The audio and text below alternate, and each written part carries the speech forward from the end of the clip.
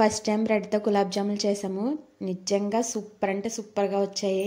మీరు కూడా చూసేయండి. బ్రెడ్స్ తీసుకొని ఇలా సైడ్స్ని కట్ చేసేసుకొని ఒక ప్లేట్లో వేసుకొని చిన్న చిన్న ముక్కల కింద చేసుకొని దాంట్లో మిల్క్ పోసేసుకొని ఒక 1 మినిట్ దాన్ని మెత్తగా కలిపేసుకొని ఉండలు చేసుకొని పక్కన పెట్టుకోవాలి. అండ్ పంచదార పాకం కోసం పంచదార వేసుకొని దాంట్లో వాటర్ కూడా పోసుకొని మరిగించుకోవాలి.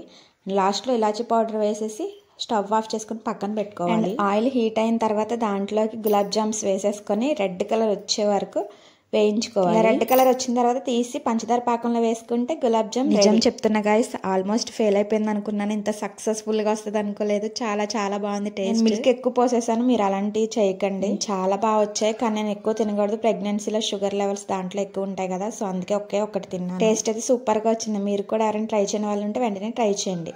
మర్చిపోకుండా కామెంట్ చేయండి. నేను వీడియో నచ్చితే లైక్ చేయండి. నా ఛానల్ని సబ్స్క్రైబ్ చేసుకోండి.